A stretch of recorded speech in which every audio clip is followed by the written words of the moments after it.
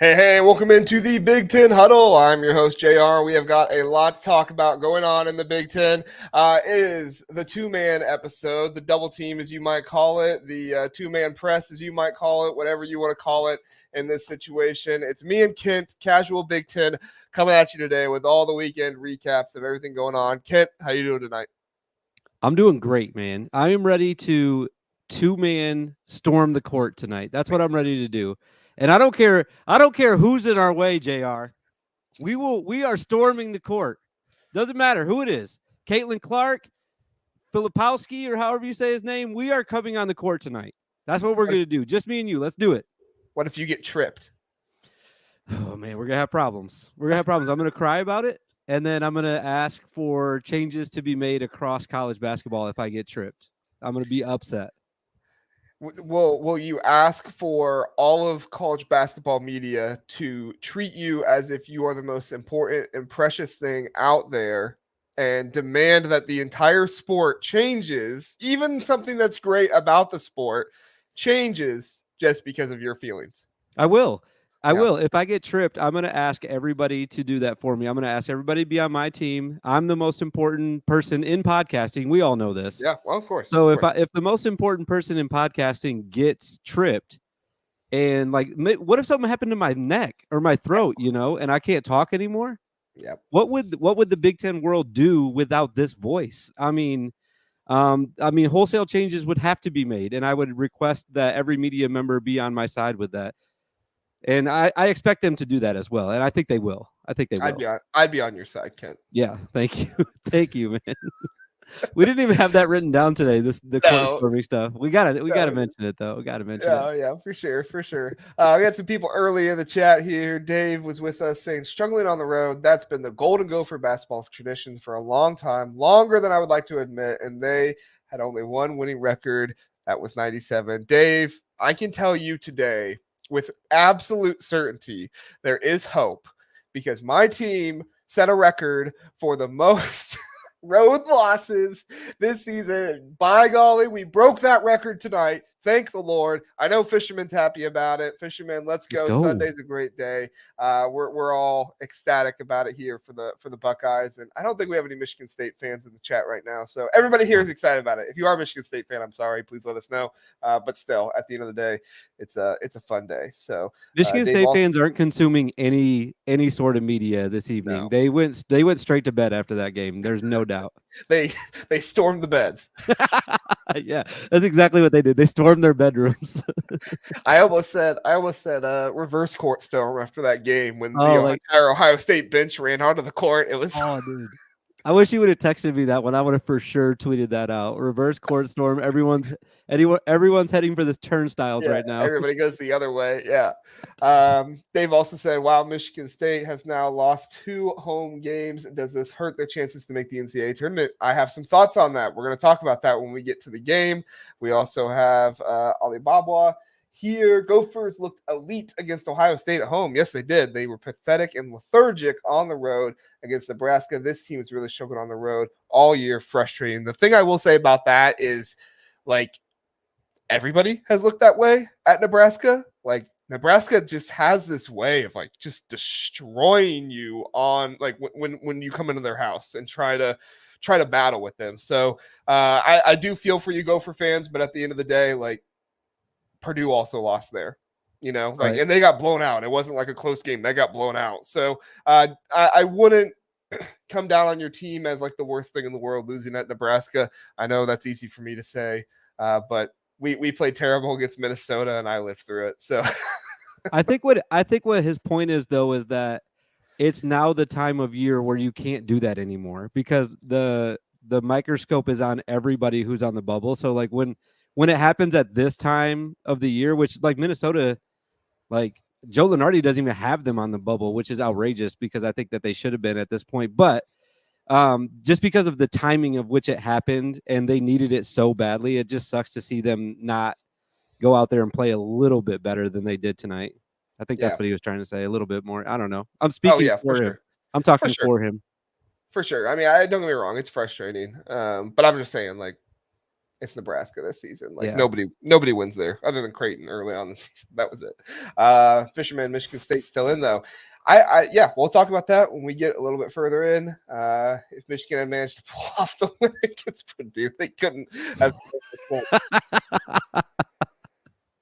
That's hilarious. That is funny. Well, yeah, if you watch that game, so many Purdue fans were cheering the entire game. I know.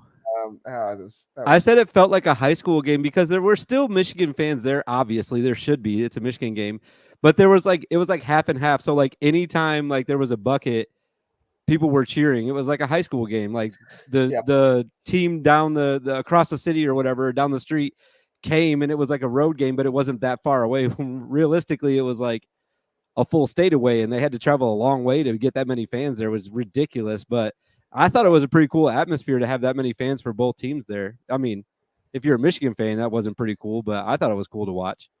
And I heard Michigan fans on Twitter like, is this really the status of our program? Like, is this really what it is? And it's like, when you have Juwan Howard as your coach, it is like everybody should be writing letters to Ward Manuel to get rid of Juwan Howard as soon as possible. Like, I know I've had people say, and I've had people tell me that the plan is to keep Juwan Howard and to fire Phil Martelli. Like that's the plan. And it's like, that's ridiculous. That's a bad plan.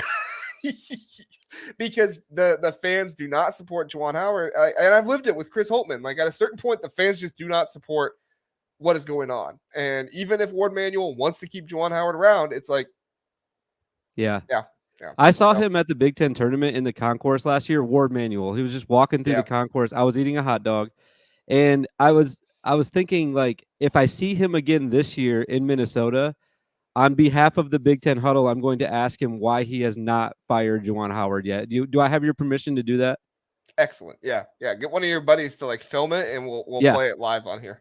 All right, cool. We'll do that. I'm on that. If I see him again, he better not be there. There's no way he could show face there, right?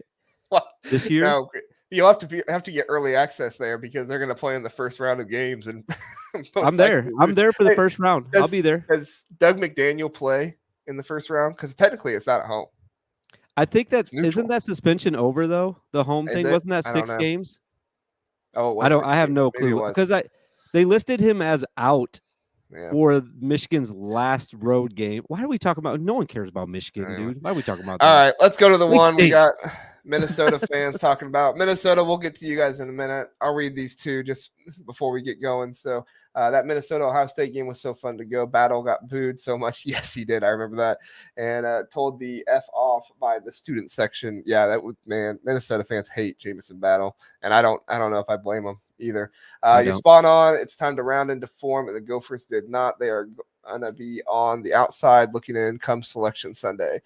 They probably are, but I was picked last place in the Big Ten. And you have what, a winning record, close to a winning record in the Big Ten. I don't know. Again, I'm not trying to tell Minnesota fans how to feel. You guys feel however you want to feel. I fully support being upset and demanding more, but Ben Johnson, he's the guy that's going to give you more. I think he's going to do some really cool things with this program. So yeah. I would not be disappointed if I was a Gophers fan because, like you said, where they were projected to finish this year, I mean, it stinks that they're getting this close to getting to the NCAA tournament. And if they miss it just by this much, it's going to be like tough to swallow, but it's still been a great year. It's been super fun to watch them other than tonight, pretty much. Yeah. Yep. I agree. All right, let's get into oh shoot.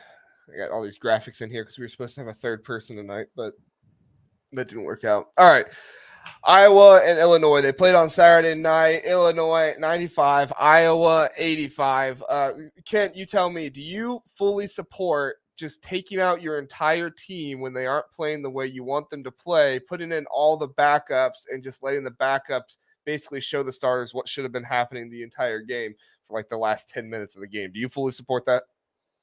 I've never been, because I've coached before, not in the Big Ten, but I've never been a big fan of that.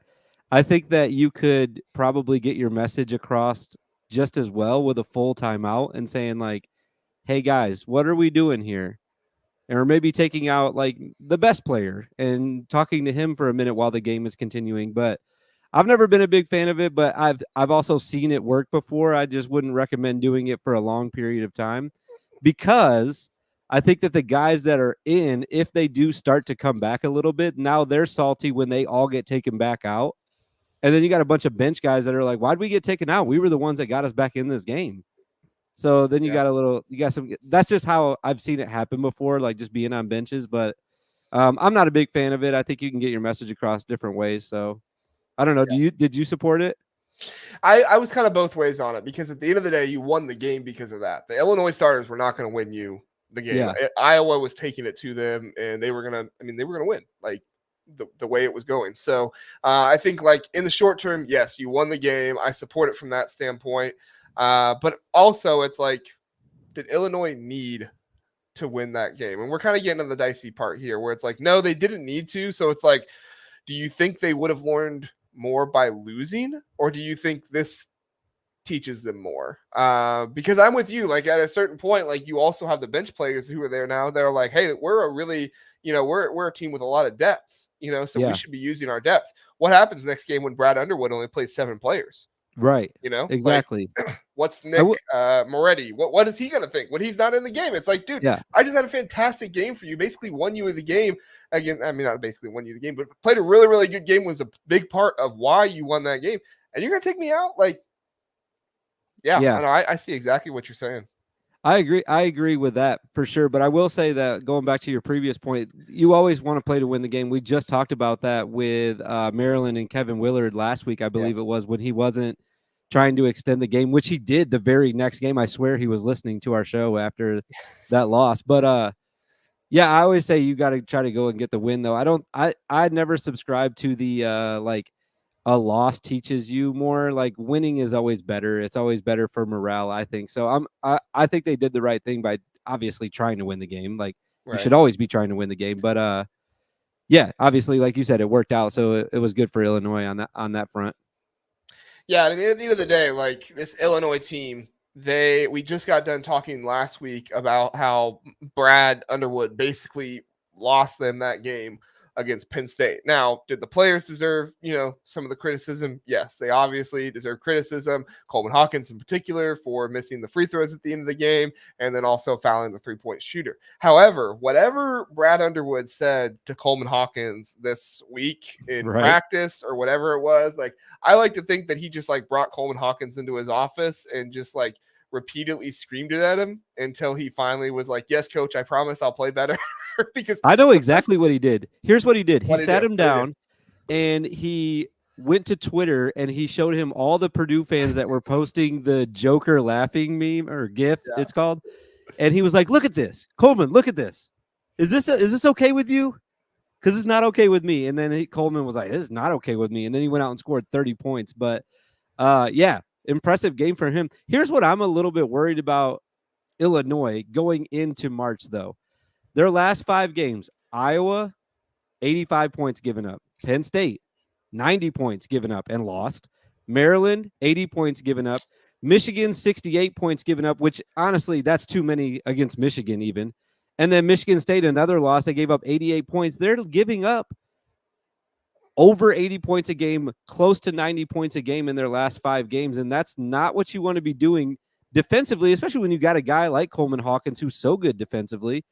And some other guys, like even Terrence Shannon Jr., he's really good defensive guards. So I want to see more from them on that side of the basketball going into March for me to really believe in them potentially winning a national championship, which is what Illinois fans are talking about right now. Like, we can go to the Final Four, we can make things happen. You're not going to be able to do that if you're giving up 85 points to Iowa, 90 points to Penn State. No offense to Penn State or Iowa, but if you're Illinois, you shouldn't be giving up that many points to them. And 88 points to Michigan State, who just lost to Ohio State. Again, not trying to offend any of these teams, but we're talking about Illinois being like the upper class of this conference, and they're not getting stops against teams that they should be really getting stops against. Yeah. I don't know. Are you worried about that? No, I am. That was the title of the last episode before they lost to Penn State, and I had to change it, was, does Illinois have a championship level defense. And I'm not just talking about the NCAA tournament. I'm talking about the Big Ten tournament. Do they have a defense where they're going to make it to the Big Ten championship game? Because in March, all you need is one team that can hit every single shot and make those things happen. Now, fortunately for Illinois, they are not a shooting reliant team like Nebraska is. That's one of the reasons why Nebraska struggles away from home, is because they don't have the excitement from the home crowd and things like that get them into the game where they're able to shoot as well. For Illinois, I mean, Terrence Shannon Jr., man, he's a bowling ball. He gets down in there and he puts his head down, drives to the hoop, and just gets to the bucket. And you have other guys like that who also can do those things. Quincy Guerrier had a better time getting to the bucket. Some of these other guys were able to, Marcus Tomas, they were able to do that. And you have Coleman Hawkins, who is essentially your 5, who are stretching people out to the perimeter, that's making that mismatch for other people. So Illinois does have an offense that is sustainable. There's a reason why they scored 95, 89, 85, 97, 80, 87 and 87 all the games before that. I mean, the one before that was 70 against Indiana, which that's an outlier because the rest of them have been 80 and 90 the rest of the year. I mean, so Illinois has the consistent offense. It's just that defense where you're right. You're giving up 90 points to Penn State without their leading scorer. You're giving up 80 points to Maryland, where their only offense is Jameer Young and Julian Reese. I mean, you're giving up 80 points to them, 88 to Michigan State, who has no down low presence. I mean, Xavier Booker was better. We'll talk about him here later on, but I mean, no down low presence. Like, you have got to be better on defense if you want to make some type of run. Can they win 2 or 3 games in a row just by offense? They can, but Illinois is starting to turn into the concern that I've had with Iowa every single year getting into the tournament, where it's like, yes, you have an amazing score and you have an amazing offense, but at the end of the day, you don't have the defense to be able to make it deep in the tournament. And March is not the time that defenses magically show up either. It's the exact opposite. It's when you run into like a streaky guard who's going to make every single 3-pointer, and that's why they call it March Madness, because it's so much fun when you get to play against guys like that or watch guys like that. And that's what concerns me going into the big dance. Like, I don't think the Big Ten tournament is like really that important. To them, maybe because they're already going to be a higher seed. And, obviously they're going to want to win 1 or 2 games. I don't think they're worried about winning the Big Ten tournament, but their seeding is going to be extremely important in the NCAA tournament, because like I just said, if they get up against somebody that can knock down some shots and, if they're streaky at all, then Illinois is going to have trouble stopping them, and they're probably going to lose again. So it's just tough to see that, because they are such a talented team offensively. You'd like to see them be able to lock in a little bit better on the other side so that we can have more confidence in them going into March. I totally agree. We have a few comments here. JR, that is true. I think it's talking about the defense there, but aren't there going to be times in the tournament where you might not get to 70 points on offense, but can they hold teams under 60? That's my point. Like, I don't think Illinois can hold tournament teams to under 60. I'm trying to look for what games they've held a team under 60 this season. Colgate, December 17th. Colgate's tough, dude. At Rutgers on December 2nd. Western Illinois. Eastern Illinois. That's it. There's 4 teams that they've held under 60 this season, and none of those teams are tournament teams. Right. So, like, I mean, I guess one of them could win their conference championship or whatever. Colgate, possibly, I guess. I don't know. But I don't know Colgate's record. I know they were good last year, but anyway, I don't know either. I was just kidding when I said they were tough. I don't really know if they're tough or not. I think they were good last year, but yeah, I mean, it's a tough situation. Dylan, hey JR, big fan.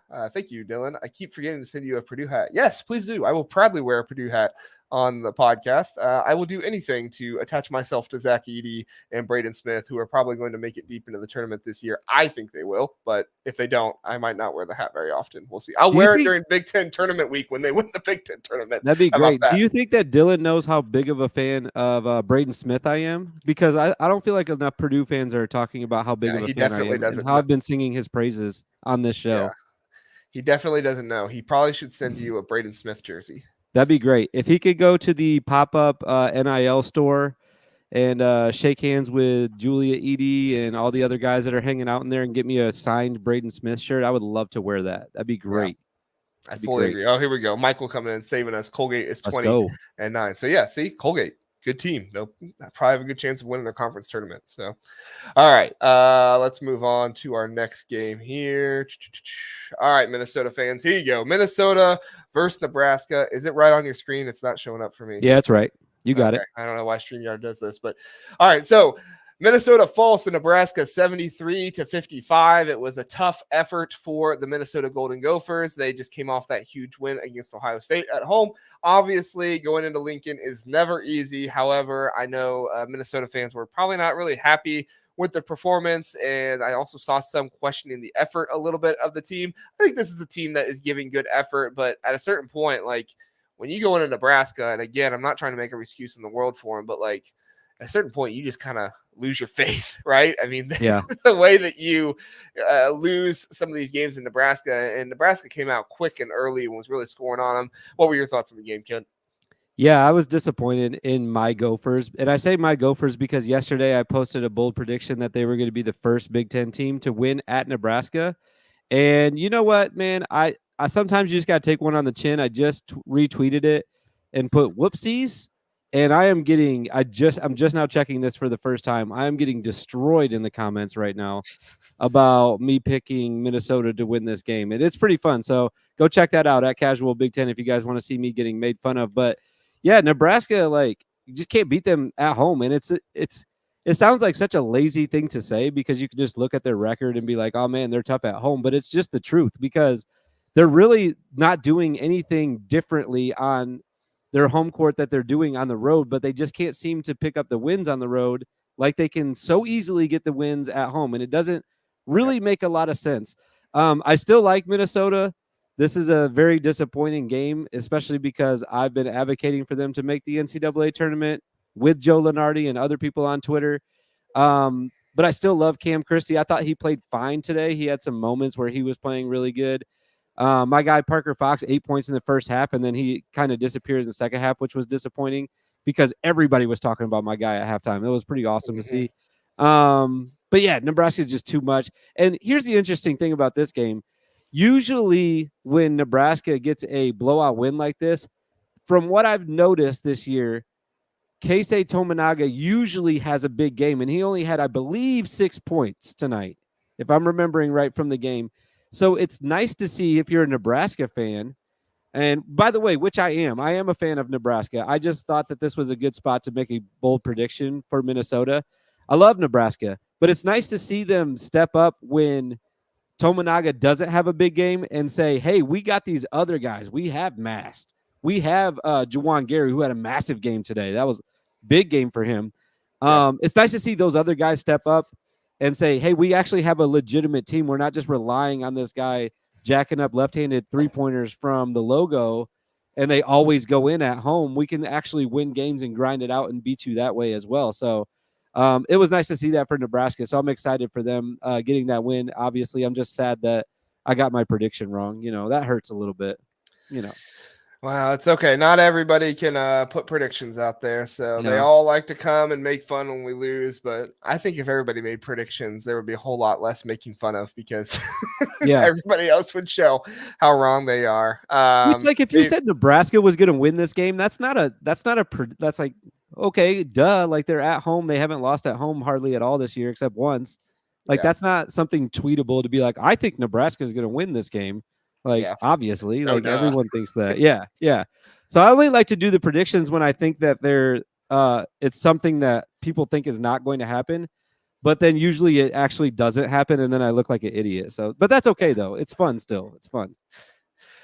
Dave says, I feel like Minnesota is going to bounce back and get a surprising win against Illinois. Listen, Illinois, we just talked about it. They are a team that could be upset if you have enough offense and you're able to stop them with your defense at all, or not at all, but enough to be able to win those games because Illinois just doesn't doesn't have the defense in my mind, or at least they haven't shown the defense in my mind. So Minnesota could certainly make that happen. Ali Bobble is talking about your guy Parker Fox here. Played well, but his game is dependent on other players hustling the way he does. So that's actually a praise. You said other players need to play like him. Tonight, Parker was the only one hustling. Parker almost messed around and got himself a double-double. It was what, 8 and 9, I think, in that one. So listen, this in no way, shape, or form changes my love for Minnesota this season, but I also love Nebraska. So this was one of those games where, like, you know, I don't have kids who are battling against each other, like, because they aren't old enough to do that yet. But like, if I had two kids that were on the same or on different teams in a league, and like one was playing the other, like you've seen when JJ Watt goes against TJ Watt in the NFL, or like what's his name, Travis Kelce goes against Jason Kelce. Like, I feel like I'm the one in the stands with like the half Nebraska, half Minnesota jersey, where I'm like, go, just play good basketball, because I love both these teams so much, and I think that they bring so much to the Big Ten this season, other than, you know, what we normally have from the good teams, because Nebraska and Minnesota has both popped up this year and been who people didn't think they were going to be. I think Nebraska was picked to finish 12th, I saw on the broadcast, and Minnesota was picked to finish last. These are two teams that are both vying to possibly be a 2-round bye in the Big Ten tournament. Now, I think it's going to be much harder for Minnesota to get there after this loss tonight. However, Nebraska looks like they're probably going to get that 2-round bye. So I love both of these teams, and I think that they're both playing good basketball. And unfortunately for Minnesota, they just kind of put their head down after just having be completely blown out by just a spectacular Nebraska offense. Yeah.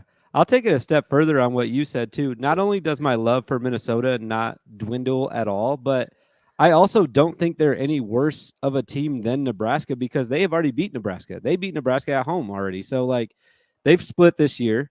I still think that Minnesota could go toe to toe with Nebraska. Like, for example, if they meet up in 3 weeks at the Big Ten tournament, that would be a fantastic game. Like you were saying though, I'd be really torn in the stands on that one. Like, but that would be a great rubber match though. Like those two, like settling the score, like both of them, each one at home and the other one at home, obviously. But I don't know how many teams can even say that in the Big Ten this year, where they've split like their home games, where we would want to see a rubber match like that in the Big Ten tournament. That'd be great. I would love to see that game one more time. And I'd be really excited if that happened for sure. But I think Minnesota could win that game. And obviously that's almost like a home game for them, because it could be in Minneapolis. So that's not really a neutral site either. So it might even favor the Gophers a little bit.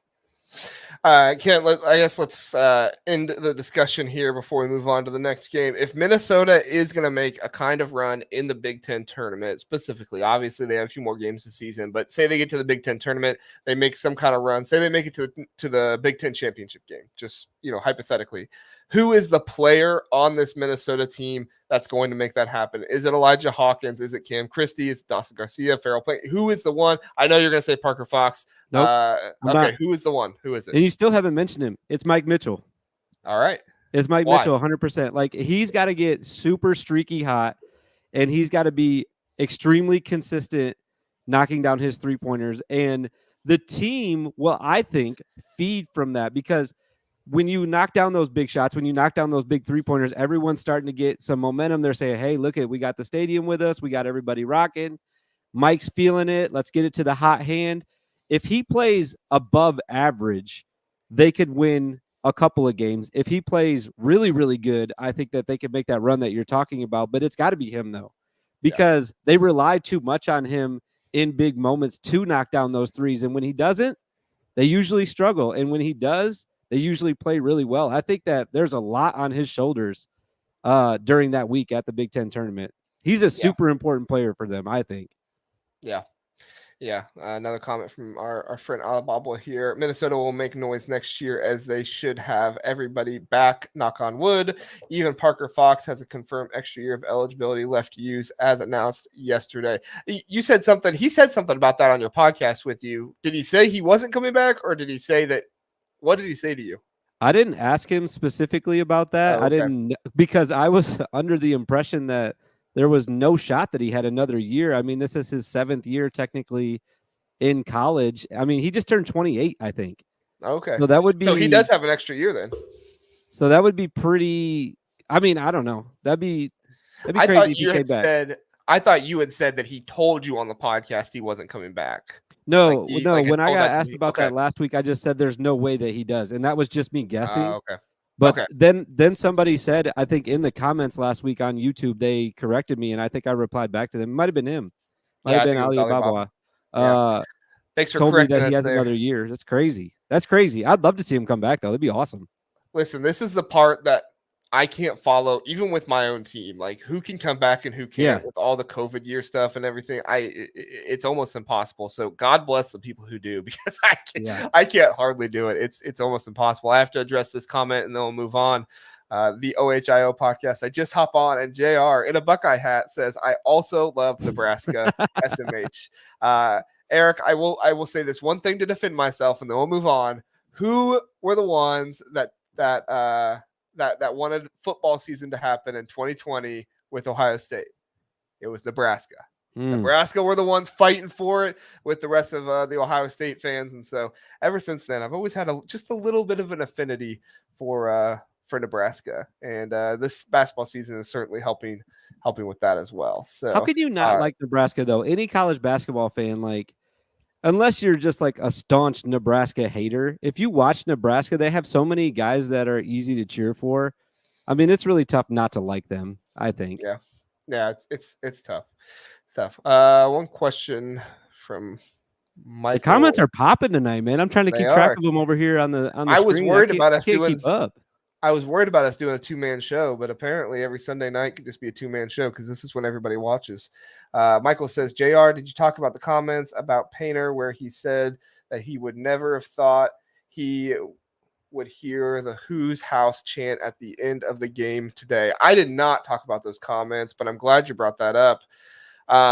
Just real quick on Purdue, because we're not going to talk about that game because unfortunately we had guests scheduled who couldn't make it tonight that were from Rutgers and Penn State. So I want to talk about their teams, but it's a fantastic moment for Purdue tonight, not only beating Michigan, but going into their house and just completely overloading that arena and having those chants. I mean, as an Ohio State fan, I pride myself on when the fans go to different football stadiums and they're able to do the OHIO chant around the stadium. And every time I've been a part of that, it almost like, I know this is kind of stupid, but it kind of makes me tear up a little bit because it's just like the fan base of being able to do that. So when I heard that tonight for Boilermaker fans, I was like, this has to be one of the best feelings, like obviously winning national championship, stuff like that. But just like in a single game moment, this has to be one of the best feelings out there because not only are you proud of your team, but it's like you're proud of your fans. You're proud of the people who root for this team as well. You have any thoughts on that, Kent? Yeah, I mean, that's cool. I like that. But it is Michigan. It's been happening with like every team that's been playing them this year. Like there was go green, go white chance, which that's a little bit easier because it's in the same state. I get that. But like, I don't know, man. I went to a Michigan game over Christmas break. There was nobody there.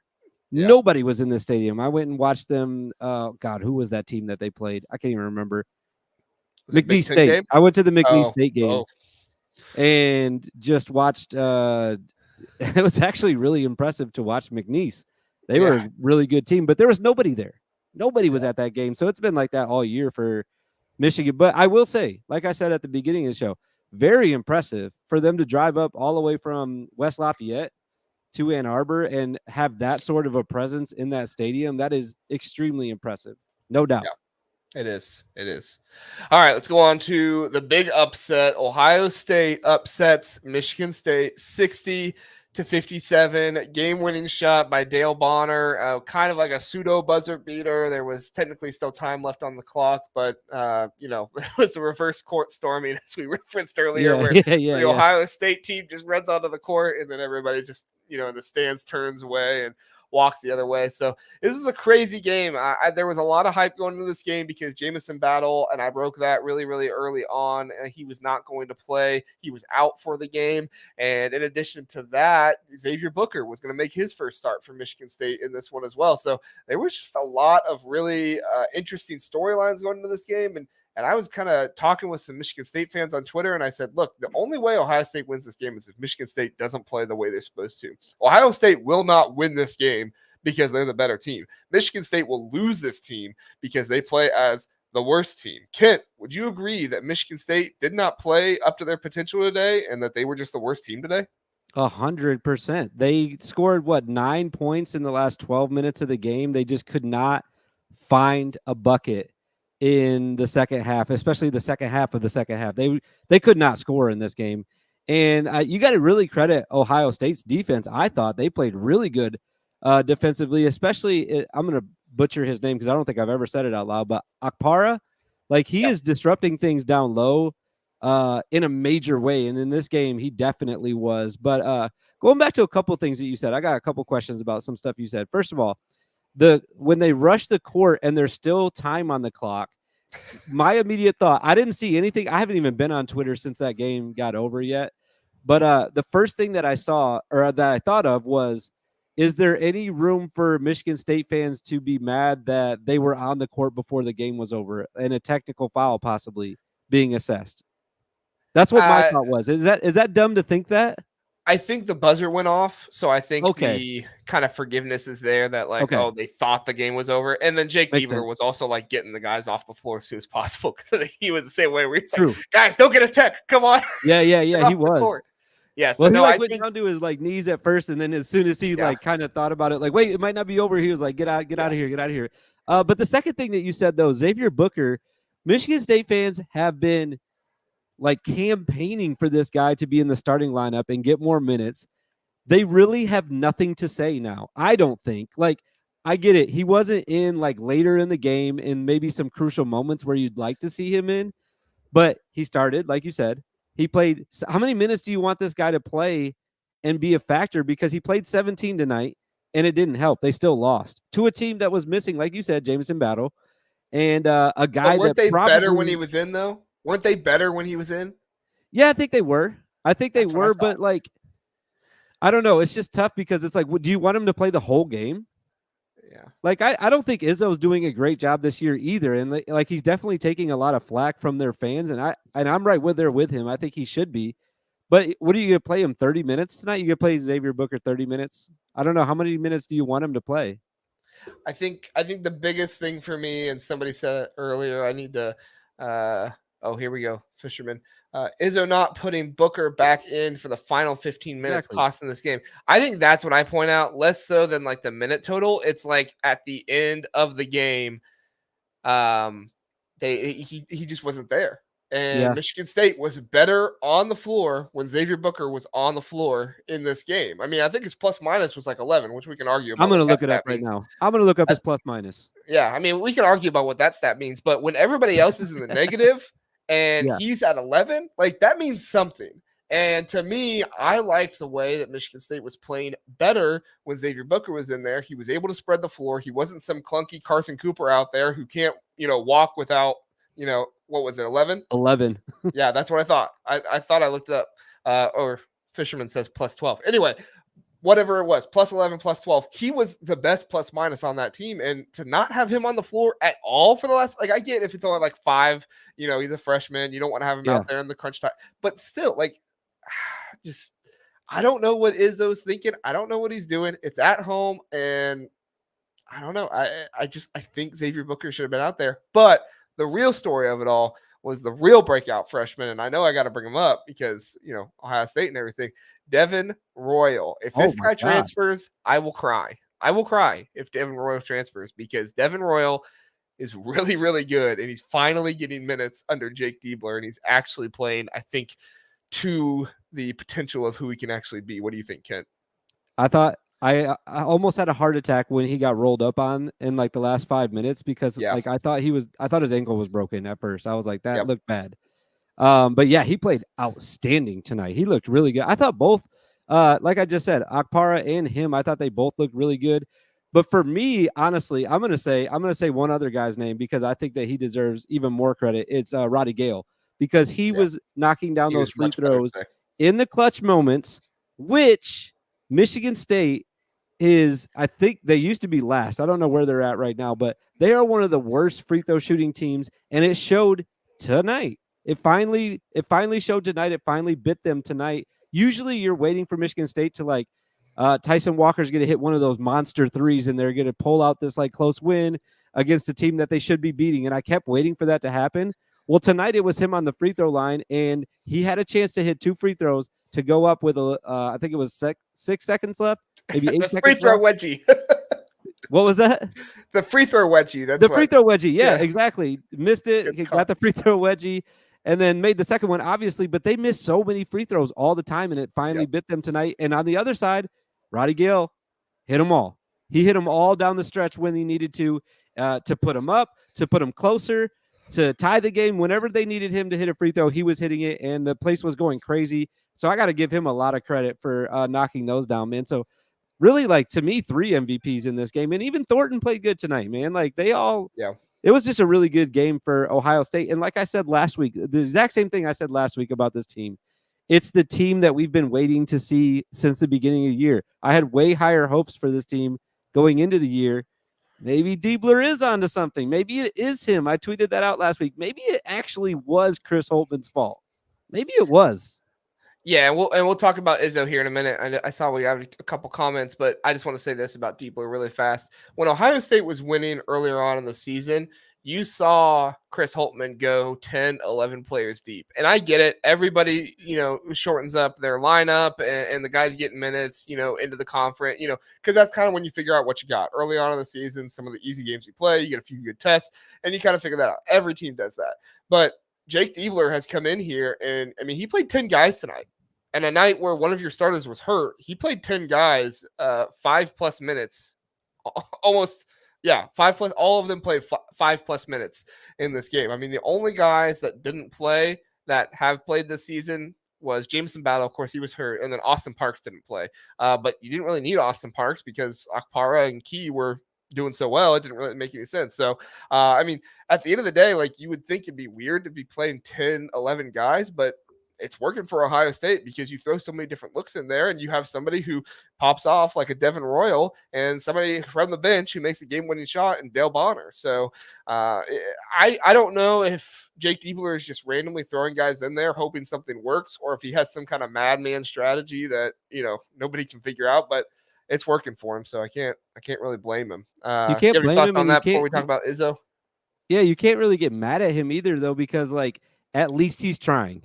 Like, there was a moment with, like, I think it was like 7 minutes left in the game, and the announcers even pointed it out. I forget which 3 guys it was, but he basically had 3 bigs in there. I think it was Key, Akpara, and I don't know who the third guy was. Do you remember that moment where they were mentioning? What's that? Which moment? I'm sorry. I think they had 3 big guys, and it doesn't really matter. The point is, though, that he's at least trying these other lineups, and that's exactly what the announcer said, too. They were like, hey, he's just really trying to figure out what is going to work in whatever moment they are in. And, tonight, every button that he pushed, it seemed like it was kind of working for them, getting them back into this game. They were down by 10 at halftime. This is impressive. On the road at the Breslin, that's tough to do. Not many teams come back from 10 in East Lansing. So, you got to give him a ton of credit for, even if he tried and it didn't work, at least he's trying to put the guys out there to try to go get the win when the game is on the line. So I give him a ton of credit. Yeah, for sure. Ali Bob was Izzo lost his mojo. Where are you guys in the legendary coats in the midst of another subpar season? Kent, you want to take that first? Yes, he 100% has. He is let's face facts. This guy is old. He's old, and I'm not going to say the game has passed him, but I will say that he is tired of the change. This is a brand new college basketball than what he's used to. Back when he won a national championship, it was you get guys in, you develop them for 4 years, and you can build these guys up, and they're all from Michigan and all this good stuff. And that's exactly what he did, and it was really successful for him. That's not the way it is anymore. You got to bring NIL involved. You got transfers involved. You got to still recruit. You got to recruit your own guys to stay. And to his credit, I thought he did a good job going into this season doing that because the roster was stacked going into this year. But for whatever reason, he did all those things right on the front end. And it almost seems like he lost focus on the thing that got him there in the first place, which was developing these guys and creating a really tough team. And they're not that this year. So it's tough to see that because that's really what you like to see out of Tom Izzo. Like his coaching is really what has pushed him through to be a great coach. And it's almost like it flip-flopped now. He was focused on all that other stuff and then kind of lost sight of the coaching stuff. That's what I've seen. I still think he's a great coach. I still think, I mean, we see flashes of it, coming out of timeouts in certain situations, but yeah, the overall grind of the season and everything else that he's got to deal with has got to be weighing. It would weigh on anybody. Any normal man would be exhausted by this at this point. So I don't blame him, but I think he's tired. I mean, I just look at all these teams and I say, what did they do? Like Purdue, Illinois, Northwestern, Wisconsin. What did they do that has been so crucial to their success this season? They brought in a high-level transfer who was able to add to their starting lineup. Jaden Akins should not be starting. There should have been a transfer to come in for Jaden Akins. And I'm not trying to say Jaden Akins is bad.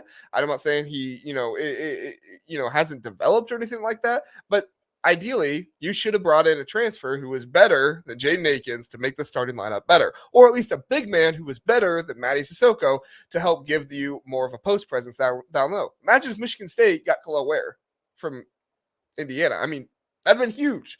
Khalil Ware has been huge for them this season. It's been kind of sad to see because Indiana is not very good. But, imagine if they got Khalil Ware and brought him in there. You look at Purdue. They brought in Lance Jones. Illinois, they brought in, who was it? This Marcus Domask this season. I almost said Terrence Shannon Jr. He was last year. Northwestern, they brought in that Princeton guy. I forget his name off the top of my head. But he's been coming off the bench, and he's still been great. But he's starting now because Ty Berry is injured. Wisconsin, they brought in A.J. Storr. Nebraska brought in Rank Mass, Juwan Gary, all these other guys. Minnesota, they brought in, who's the one that they brought in? I can't remember off the top of my head. Anyway, somebody in the chat will tell me because I forget who it is. But you look at all these other guys. Hawkins, is it? Yeah, well, Hawkins was a transfer, but I don't remember if he came in this year or not. Philip says Langborg for Northwestern. Thank you, Philip. But yeah, no, I mean, all these teams, the point is, all these teams have brought in some kind of transfer to either start or play a significant role on the team, and Michigan State did not do that. They brought in Tyson Walker 2 years ago, I think it was, and he's been great, but you have to bring in these guys to be these star players, maybe not star players, but be big contributing players on your team because that's what everybody else is doing and they're upgrading. And if you're not doing that, you're behind. And unfortunately, Izzo, I don't think he's lost his mojo in coaching, but he's losing his mojo with the transfer portal and some of this NIL stuff that's going on. What do you think? Yeah, I agree. I mean, I think what he was thinking was probably going to happen this year was that Booker and Cohen Carr were going to fill that void that they didn't really need to get a transfer. And you look up at, obviously box score watching after a loss is really easy, but like those two guys had 9 total points tonight and they lost at home. So if you're going to bring in, I believe both those guys were 5 stars. I know for a fact Booker was. I think Cohen Carr was as well. But if you're going to bring in a couple 5-star guys, though, 5-star recruits need to contribute year one. Yep. And they're not doing that. And it's because of him, though. He's not giving them the opportunity to do that. So if you're going to bring in those guys, play them. Play them more. Play them like the chat was saying. Play them in the minutes that they are supposed to be in the crunch time minutes, basically. When the game is on the line, let's put these freshmen in. Let's put the 5-stars in and let them 5-star. Let them go win games for you. And he's just, I don't know. I really don't know. I'd love to know what he's thinking exactly. Like, this is my reasoning for not playing these guys. And I think that it's going to pay off for this reason. I really don't know what he's thinking. And pretty much everyone that I've talked to and have seen tweets about, they don't get it either. So if nobody's understanding it, he can't be the only smart person. It's got to be, he's the wrong one at this point. So, yeah, I don't know what he's supposed to do. Just make a change, I guess, at this point in the year. It's going to be tough, though. Well, and he killed himself because Xavier Booker would be better right now if he was playing those minutes. And the most common thing that I've heard is that Tom Izzo sees Xavier Booker as a 4 and not a 5, which, okay, sure. I get that. You can't just swap him in for Matty Sissoko when Matty's the 5 and, Xavier's a 4. But does he have the size to play the 5? Yes. He definitely has the size to go in there and play the 5. Would he be better than Matty Sissoko? Yes, I Yes. believe so. Especially if you have given him all season long starting and playing in these tough games, like like they played at the beginning of the year. Baylor, James Madison, all these other teams. James Madison, we didn't know was going to be a tough team, but they ended up being because they're actually pretty good. But at the end of the day, he would not have the same problem if he would have just given Xavier Booker the time to develop, to get better, because game time is the best time to learn how to play, especially in the Big Ten. And unfortunately, he didn't. And now he's just kind of laying in it. And who knows? They might not make the tournament. I just don't I think they understand probably that will, logic, though. If he's a 4, okay, so who's the 4 playing in front of him? Is it Cooper? Malik Hall. Oh, Hall. Okay. Oh, yeah. Okay. Which makes sense. But Cooper's getting more minutes too, though, than him. Yeah. Most games. Cooper's the backup 5. But okay, so he's the 3rd string 5, but he can't be the 2nd string 4 behind Hall then? Yeah. I don't understand this. It just doesn't make any sense to me. Obviously, that all was out the window tonight because he technically started. So yeah, I guess he's a first string. I don't know. Everybody's talking about this, so I feel like we have to bring it up. Let's do it. The Lamont Paris goes to Ohio State and brings Michi Johnson back. That would be awesome. So they're talking about the head coach rumors for Ohio State. Obviously, the big rumor right now that everybody's talking about is Sean Miller to Ohio State from Xavier. Sean Miller doesn't get any dirtier than Sean Miller, maybe Bill Self, but those are kind of the 2 dirtiest guys in the game. I personally, and I know people won't like this who are Ohio State fans, I personally would be totally fine with Sean Miller. That's actually kind of who I want more than anybody else. But Kent, from an outside perspective, because I know you're not an Ohio State fan, outside perspective, do you like the hire of Lamont Paris, Sean Miller, maybe a Greg McDermott? What kind of hires are you looking at for this Ohio State job that you like? I gotta really show my casualness right now because I don't know who Lamont Paris is. He's a South Carolina coach. Okay, He's 23-5 or something like that this year. So it's definitely not him for me. McDermott would be great. Yeah. I have some stories, and this is going to be a tease for people that are listening, but I'm going to share some stories with you about Sean Miller after we're done recording that I don't want going out on the internet. So that's going to be fun for you after this because you're right. He is very dirty, but I think that in this age of college basketball, that doesn't matter anymore because everything's being done out in the open now. Yes. So now it's just coming down to who is the best at being dirty at this point, but it's not even dirty anymore because it's legal. So let's bring in all the guys. And you know what? I think Sean Miller's a great recruiter. So I think that realistically, he would be a great hire if you're a Buckeyes fan at this point. And honestly, I think that is who they are ultimately going to go with is Sean Miller. So that's my prediction. And I think that if you're an Ohio State fan, you got to be excited about that because all the stuff that's happened in the past, that's not really an issue anymore. Do you agree with me on that? I feel like he can go recruit guys. He can go bring guys in. He can actually offer guys money now. Technically, I guess he's not supposed to be doing that, but it's out in the open and guys are getting money. So it's let's bring in the best coach we can and a guy that's really good at getting high level recruits, which he's got a track record of doing. And let's go win some games again. And I think that he would be a great hire for Ohio State. I made this point to some people on Twitter last night because I said I was for Sean Miller and made a lot of Ohio State fans upset. We tried hire the nice guy and bring him in, nicest guy in the sport, and have him just be like a father figure to these guys and, just do a great job. That didn't work. Okay. As much as I love Chris Holtman personally and think he's just a fantastic person, that didn't work. So for me, I'm like, let's go complete 180, hire the dirtiest guy in the sport, hire the guy who has, been fired from a top tier job because he got investigated with the FBI. Because look at this in college football, when everything started happening with NIL, who was the best at it right away? The SEC, because the SEC was doing this long before the Big Ten and everybody else was. Right. All right. Right. So if you want somebody who can go in there and bring in some dudes with some money and the NCAA not be able to do a thing about it, give me Sean Miller, because Sean Miller was doing this far before anybody else was. He was probably the grandfather of this.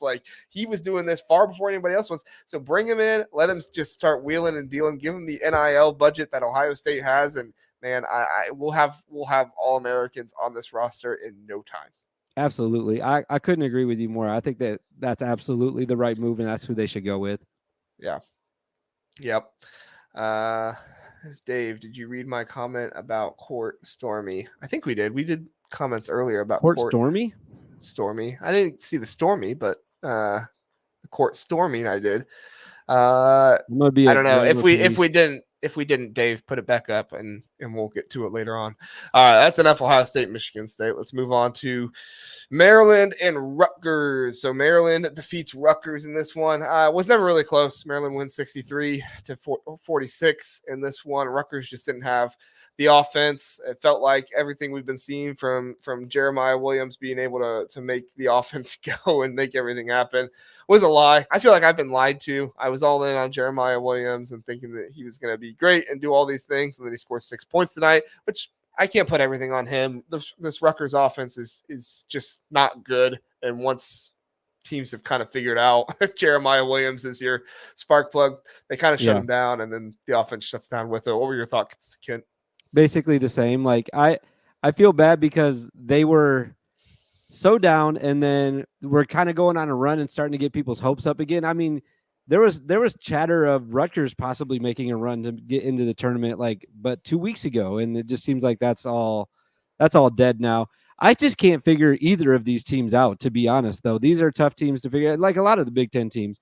But for Maryland to go on the road at the rack, where everybody's been talking about this is such a tough place to play all year, and it's a weekend game, and they go in there and basically control it from the tip, was pretty impressive to see from Maryland, whose offense has also been pretty bad this year. Not like with the stats of like scoring, but if you're watching them and you're watching them actually try to run sets, it's been really tough to watch. And it's been basically, like you said earlier, the Jameer Young show.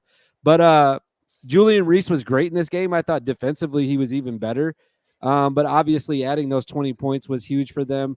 I thought Rutgers was going to win this game, and like I said, just can't figure them out. And I thought that they'd be able to hold court here, and just a really bad game from them all around on both sides. But really, like you said, offensively, just couldn't get clicking, couldn't find the basket. And it's a game of, like every college basketball game, it's a game of runs. It's all about momentum, and they just could not seem to find any sort of momentum. They were super out of sorts in this game. And when you only have one guy at home that scores more than 8 points, that's going to be a really tough win. When you're at home and you got one guy in double digits and only one guy over 8 points, man, it's going to be hard to win any games in this conference. And obviously that's why they lost this game today. Yeah. I think Rutgers is a really nice story for like their defense and the recruits they're bringing in this season and stuff like that. And what is it? Dylan Harper and Ace Bailey, and actually PSU_Mish is asking here, do you think Dylan Harper could decommit from Rutgers? I don't know. Some of these recruits, it's all different. I think Dylan Harper is either the brother or cousin or something like that of Ron Harper. And so I feel like he probably will stay committed. I don't have any inside knowledge on that. I can dig a little bit and go try to find something. But at the end of the day, I've not heard any smoke about it. So I'm not really too concerned. Watch him decommit tomorrow after I say this. That'd be hilarious. But he's not decommitting though. You're right. He's got family ties to Rutgers. He's not. Yeah. I don't think. I would be shocked if Ace Bailey is probably more likely than Dylan Harper. Yeah, I agree. Because Ace Bailey's basically coming because of Dylan Harper, like they're best friends, right, and stuff. So we'll see. I don't know, and I don't. Yeah, Dylan hasn't even signed yet. I think he's just been committed. Because Ace Bailey he's already signed, so he can't decommit. But no, I think Dylan will probably stay committed. But yeah, there we go. He hasn't signed anything, which is suspect. Yes, I agree. And sometimes, I don't know, recruiting is so weird. Whenever I've done recruiting, like I always get sick and tired of it because nothing, especially in the NIL right now, nothing is the same. Nothing is for sure. Every single recruit is different. Like you have to talk to each individual recruit to have knowledge on these things. And I don't have the time to talk to each and every single recruit. And sometimes they don't even respond back to me. So it's like, I don't even have the ability to talk to some of them. So it's weird. But yeah, no, it is suspicious that he hasn't signed his NLI yet. But we'll see. I think at the end of the day, as long as Rutgers still gets these guys in, that's what's going to make Rutgers fan happy at the end of the day with this one. So Maryland on the other side, Jameer Young, really, really good. Julian Reese, really, really good. But it just kind of seems like the same story each and every night with these guys. Dante Scott has helped out recently. Jordan Geronimo got a double tonight, so that was really, really cool to see. But at the end of the day, like, is Maryland even going to be an NIT team? Kent, like, I think they will, but Yeah. I mean their net rating and Ken Palm is high enough. I think they will, but I don't think anything that will happen this season will make Maryland fans happy. They're happy with Derek Queen, and that's about it. Yeah. They're going to be an NIT team for sure. But it's interesting. You just brought up one of my favorite players from last year. He was such an under the radar guy, but Jordan Geronimo, like you said, good game today. But he's really been the guy for me that has let me down with this Maryland team the most this season. Like I was expecting him a lot. I was expecting a lot more from him from a contribution standpoint. He's just not been giving it to me. To get excited about this Maryland team is really disappointing. This game was interesting though, man. Like not to go back to like what exactly was happening today, but like I feel like any fan that's watched enough college basketball, like within the first 5 minutes of a game, you can get a vibe and you're just like, I can't put my finger on it, but like the vibe of the stadium and the vibe of this game tells me that this team is going to win. The way that Maryland played in today's game was so loose, and Rutgers was the exact opposite. It looked like they were like, you know, all the pressure was on Rutgers for some reason. It's like, why are you guys playing so sloppy right now and like in your heads about everything? Whereas Maryland was just like letting everything come to them. And it was fun to see Maryland play like that. And I don't know why they haven't been like that all year. You know, it's really tough to stay consistent, I guess. But it was good to see him play like that today. It was fun to watch today, I thought. Yeah, no, I think it was too. I got to move on from this game. My wife told me to only podcast for an hour tonight. So. Oh boy, my bad, dude. I'm good. But we'll just move on from this game. I don't have many more thoughts, and the chat isn't going off about it too much. So maybe they'll be interested in this one. Indiana versus Penn State. Penn State took care of business. Penn State, they're the little engine that could. They're back at 500. Can they finish the year with an over 500 overall record? I think they could. It was a really good win for them over Indiana. Indiana cannot shoot free throws. Indiana cannot shoot the three-pointer. I think they got their first three-pointer of the game with like a minute and a half left in the game.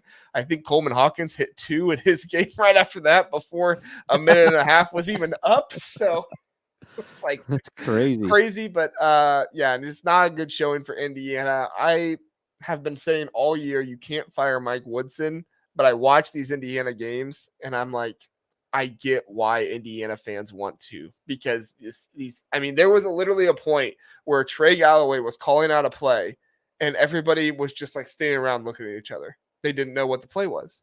And Trey Galloway just he threw like a little fit because he was upset, but I get it because he's sitting there and he's like, guys, know the plays. And so I'm wondering what's going on behind the scenes. Are these guys actually, giving their effort in practice? Are they actually, learning the playbook, knowing the play? Like, what is actually going on behind the scenes? Because Mbako is good. He doesn't always play good, but he's a good player. Kalel Ware is good. Malik Renew is good. They just have the worst backcourt in the Big Ten and one of the worst in all of Power 6 college basketball. Kent, what were your thoughts on the game? I want to start with what you said about Woodson because I had a friend in town. Shout out to my boy Zach. He was down from Pittsburgh this weekend, and we were watching this game very casually. And Zach watches less college basketball than I do, but he even said at the end of this game, the thing that you just said, he said that there's no way Woodson's coming back next year, right? So he's watched enough of Indiana to know that, like, this guy's probably part of the problem. And I hate to just always talk about coaches getting fired, but I just thought that was interesting that he said that from an even more casual perspective than like I typically watch games from.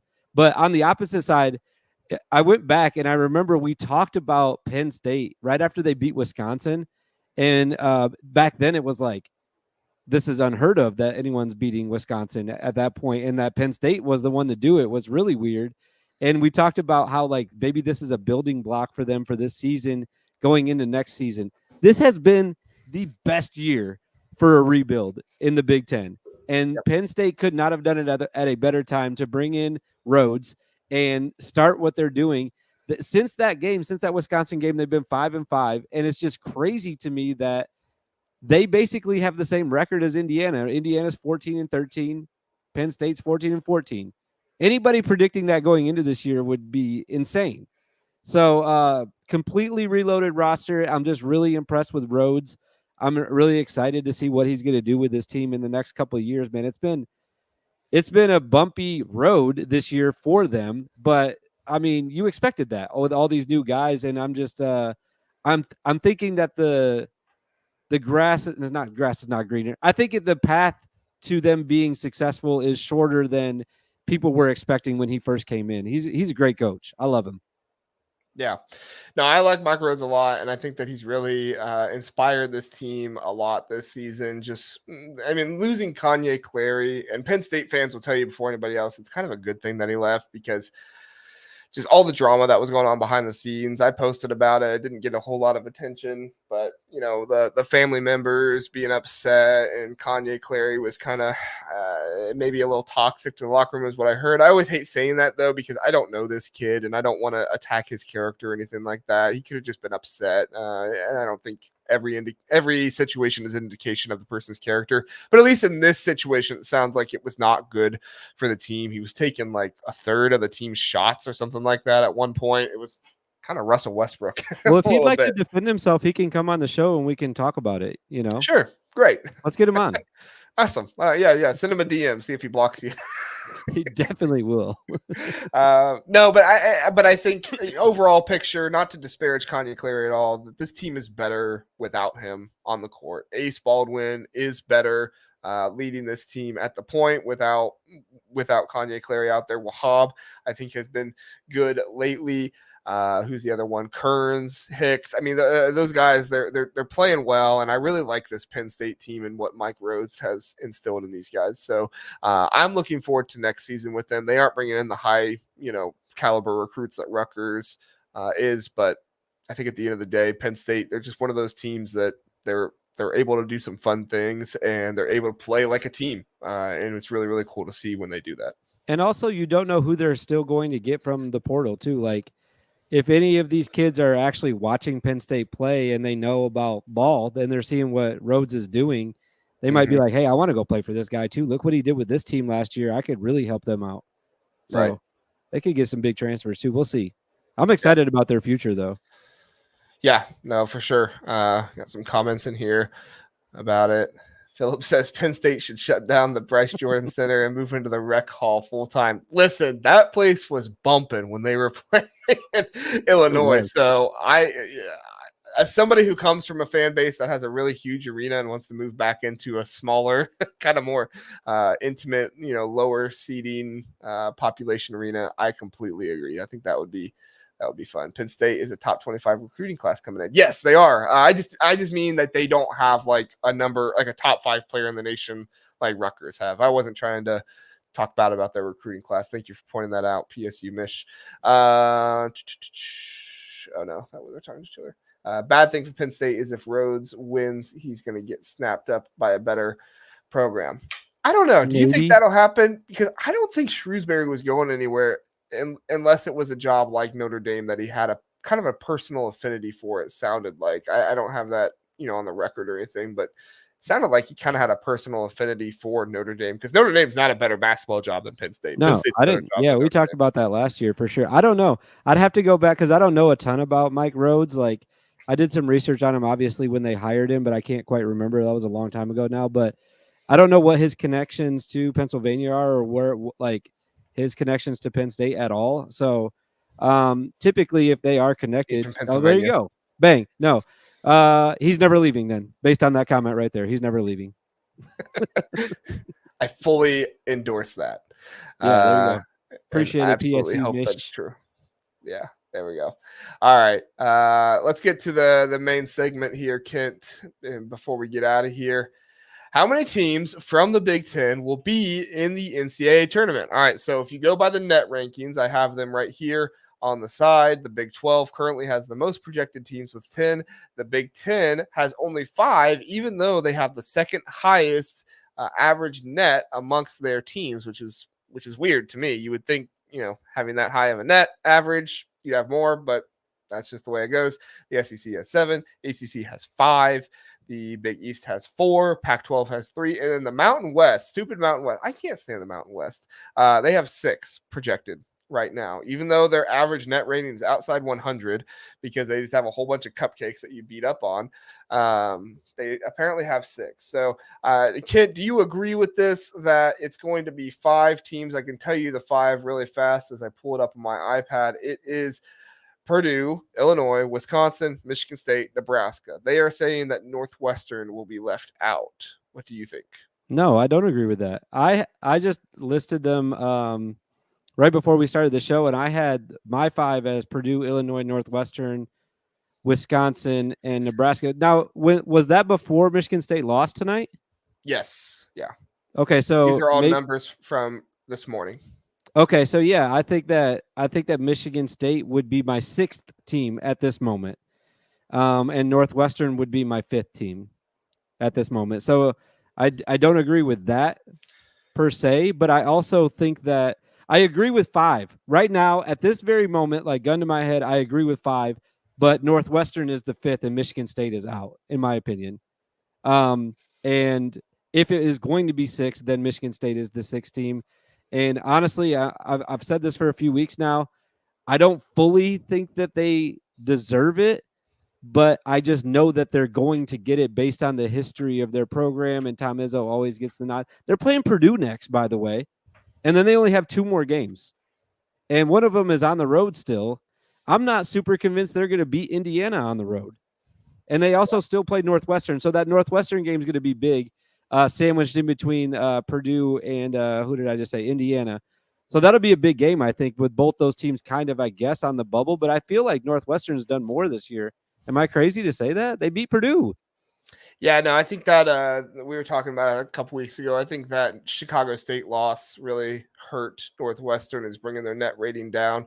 Northwestern, their biggest problem is their net rating and their KenPom are rather low, just because they have had. So when Northwestern loses, they typically do not win in very good fashion, or they typically lose in bad fashion. They lost to Chicago State, which was bad. The Mississippi State loss earlier in the season didn't look as good, but they are technically a quad 1 now. But they lost to Illinois 96-66. I mean, there's not very many like 1-score games in here. Rutgers was a 1-score game that was 3 points there. So, but that's the part that net does that I don't really agree with, is how much emphasis they put into margin of victory. And so net is only one of them. So we'll see what they think of the other ones. But I know like Michigan State is the team that has like a super high net, KenPom, all those things, even though they've been losing. And then Northwestern, they're really low, even though they do have a similar record in that they've been winning about the same too. So it's an interesting thing. I think Michigan State will probably end up getting in. I don't think they deserve it. I think that they should probably not be in, but at the end of the day, they're going to be on the bubble. And I think when the committee looks at Michigan State, they're going to see Tom Izzo and say, we have to put them in, right? Is it called a committee? Are we going to do whatever this they are college football playoff thing again? I don't know. Whatever they are. Seems like a committee. Are they going to leave Northwestern out because one of their best players is hurt, like the college football playoff committee did to Florida State? Is that what we're going to be dealing with right now? Also, I love Dave's comment right here. I've been trying to read some of these comments throughout the show, but he said, you're probably going to pull it up, but he said the problem with Northwestern is everyone thinks they're Northwestern. It's Northwestern, so they can't be that good. And that's totally true. Like, everyone just sees that name. If you just blindly, like, said, all right, who deserves to be in? Is it Northwestern or is it Michigan State? Everyone's like, oh my God, Tom Izzo, Michigan State, we got to put them in. Like, but I mean, Northwestern's been better than them most of the season, right? So I hate that. I hate that brand recognition, like, kind of gives some teams the nod over another team. I think that Northwestern totally deserves it. I want to see, maybe I'm being selfish, I would rather see Boo Booey in the NCAA tournament than watch AJ Hogar like try to drag a team up and down the court and brick threes at the end of games against teams that they should be beating. That's just me personally. I'm sorry. I like Matthew Nicholson. I think he's a decent center. I don't want to see Xavier Booker in the NCAA tournament playing 3 minutes. Sorry, I don't want to see that. I like Northwestern better, and I'm sorry. I think they deserve it. And I hope that they get in over Michigan State. If that's what it comes down to, obviously that's not going to be the case. I don't think it's going to like be one or the other, but I would much rather see Northwestern in for sure. Yeah. Just put Northwestern in a playing game, because I can almost guarantee you that Northwestern is going to be able to have one of those runs where they're in the playing game and they get to like the Sweet 16 or the Elite Eight or something like that. Now, could they lose in the first game in the playing game? Maybe that could also happen. However, I love this Northwestern team, even without Ty Berry. I think there is such a spark to this team, and they're able to, I don't know the best word for it, but they're able to make plays when it means something the most. There is something that they do about playing up to the team that they're playing. Look at what they've done against Purdue and other teams this season. Like I really, really like Northwestern. I want to see them in. I don't know if I have every like stat to go with it, but part of me is just like, if you watch this Northwestern team, this is a team that's going to do something special in the tournament. And I want Boo Buie to get some recognition nationally. Yes, he's gotten like awards and stuff like that, but I look at some of these guys, and if Boo Buie makes it in the tournament and goes on a run, everybody in the nation will know his name, and he'll be on every TikTok and everything like that. He's going to be super popular. So who said that they're? Because I'm actually kind of concerned about this now, because I thought Northwestern was a lock. Is this the CBB analytics like net rankings are saying that Northwestern is not in as of this morning? Then right? Hold on, we got to address Michael Hogg here, because Michael's helping me out. JR, I'm going to start teeing people up for not liking and subscribing to the channel. 26 in the stream and only 2 is unacceptable. I completely agree, Michael. Yes, please do like and subscribe, everybody. We don't pander for those often, but if you are so inclined to make one extra click in your life, we would appreciate that.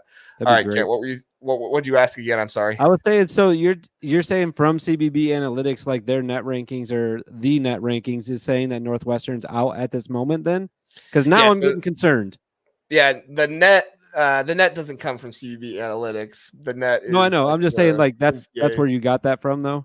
Yeah, it's from net rankings. So the projection. I'm sorry. Let me be more clear. The projection of 5 came from CBB or from the net rankings? From the net rankings. Okay.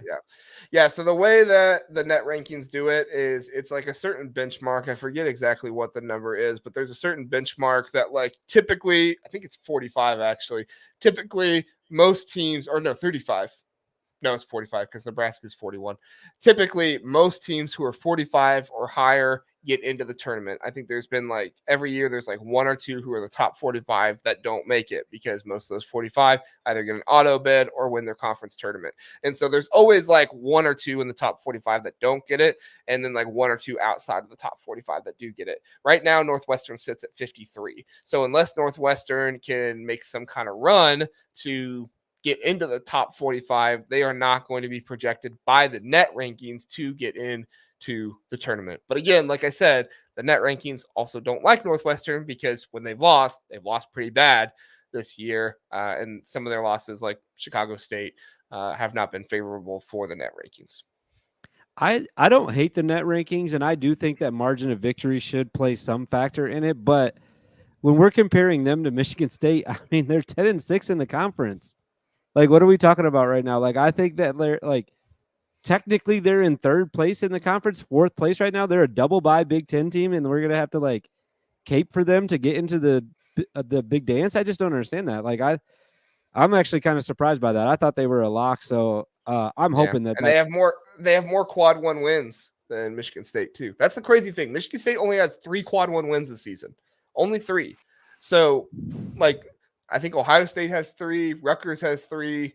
I think Maryland used to have 3, but I think they dropped 1. So they're at 2 now or something like that. But like, there are teams in the bottom. Michigan has 3. I just remember that. Michigan has 3. So like, there are teams that are at the bottom of the conference that have just as many quad 1 wins as Michigan State. But Michigan State gets the recognition because they played 11 quad 1 games instead of, 8 or 9 like most other teams. Interesting. So, if Northwestern doesn't make the tournament, I will be boycotting one NCAA tournament game. That's it. There's gonna be one that I'm not gonna watch. I'm gonna pick out a team and say that's where Northwestern should be, and I'm not gonna watch that one game. That's exactly what I'm gonna do. Yeah, I'm gonna watch the rest of it. I totally agree with Philip here. This has kind of been a hot take that's been going around, but the Big 12 cooked the books for their net rankings. Other than Kansas, most of them didn't play a very tough non-conference. I totally agree with the new 4 teams that came into the Big 12. I don't think the Big 12 is nearly as good of a conference this year as they were last year. Obviously, Houston was a fantastic addition. However, UCF and Cincinnati, those teams dropped the conference down, and you're not playing the top tier teams week in and week out like you were last year for the Big 12. So they're also hurting the net rankings a little bit with the perception of it, just because the way it is. At the end of the day, this is the hard part, is like no numbers are going to completely accurately tell you who should be in the tournament and who isn't. That's why I'm glad we have numbers to help, but I'm hoping the committee or whoever it is that chooses the NCAA tournament will realize that that these numbers are helpful, but they're not the end all be all, and that we'll have 6 teams in the tournament and Northwestern will get in. Heck, just put Minnesota in. I don't care. They have one quad 1 win, but I don't care. Put them in. Well, the crazy thing is, like, Rutgers is probably going to win the Big Ten tournament, so that's going to be 7 at that point. There we go. Yeah. So we'll be fine. We'll be right back up to 7. Or Michigan. No problem. Michigan. Or Michigan. Yeah, Michigan for sure. That would really throw everything off. So. They're definitely not winning a singular game in that tournament. No. There's no shot. No, they're not. All right, everybody. Hey, thank you so much for watching tonight. We appreciate it. Big announcement for the show. So Kent is not going to be with us for the Big Ten tournament during that time. However, we have a big announcement. All right. Every night on the Big Ten tournament, I will be here live every single night. Go over the games of what happened. So when there are even just 2 round 1 games with the 13 versus 12 and the 11 versus 14 seeds, we're going to recap those. That Wednesday, I'm going to try to bring on a bracketologist and talk about all this stuff a little bit more. He's going to be able to give his thoughts on what teams have to do in the tournament. We're going to recap those first 2 games, talk about that. And then each night we will talk about the games that happen. And then Sunday night, there will obviously be the one Big Ten championship game. Me and whoever else is on here. I don't think Kent will be able to join us because you'll probably still be at the stuff, but 9 o'clock. I'm gonna try. I want to try to come on Thursday night. Will be like the best night to come on, because that's like after 6 games are over. That'd be a fun night to try to come on from the hotel room. I'll see if I can get on there. That'd be fun. I'd like to. Awesome. Hey, cabin internet worked, so hotel internet. Yeah, the cabin was fine. Like, I was surprised how good the cabin internet was. Hotel's pretty nice, by the way. Shout out to Big Ten Wilson. Like, hooked us up with a really nice hotel. We're gonna be in a nice spot in Minnesota. Good. I'm not gonna say where it's at. I don't want you guys come finding me. Don't tell me. Yeah.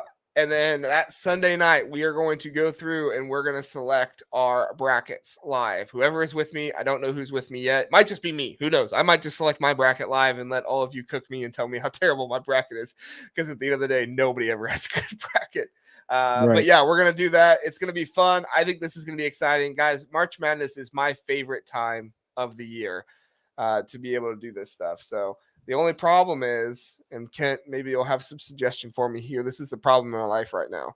I use my parents still, like their cable, to watch all of my basketball and everything like that. You know, I'm 30 next month, but I'm still using all my parents' cable and everything because that's just what my life is. However, they are canceling their cable on March 5th. Ooh. Yeah. Oof. So. You should probably lock into something before that, though. Like, if you're going to get a new provider, I highly suggest YouTube TV. That's what I use. I'm a big fan. That's what I was thinking.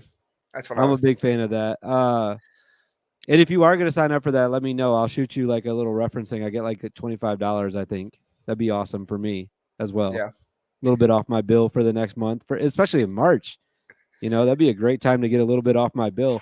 But yeah, dude, I would lock into it before March just so you can get comfortable, because this is a time where you need to be like nimble. You need to be moving channels quickly. You can't be like learning a new like interface here, man. You got to get comfortable with it before the tournament starts. That's my suggestion. Yeah. But also YouTube TV, they have the like the 4-screen split where you can watch like multiple games at once.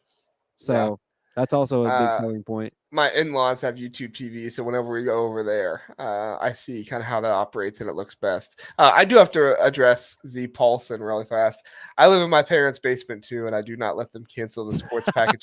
Okay, to be fair, I don't live in their basement. I have a family in my own house. Okay, I have 2 small children that I care for, and I am sustainable on my own life, and I can pay for YouTube TV myself. I've just never seen the reasoning to pay for YouTube TV myself when my parents have cable and they pay hundreds of dollars for a month. I think my dad said their cable bill was like over $200 last month, which I would have switched sooner than him if I were him. But you know, I don't want to like big man you right now, but my mom uses my login for cable, so like it's kind of the opposite. Wow. Like, you know, So we're supposed to take care of our parents after we start, you know, getting to this age. Yeah. That's good of you, Kent. Take care of the elderly. Good job. My wife makes all the money, so it's not even my money. It doesn't matter. Yeah, that's all right. That's all right. All right, everybody. I stayed longer than I told my wife I would. I told her I would only be on here for an hour, and it's an hour and 25 minutes. So I'm going to go text my wife and tell her that I'm done, and probably have her tell me that I should not bad, dude. We went on the podcast this long. No, it's fine. Thanks, everybody, for watching. Looking forward to March Madness. We'll see you then. Have a good one.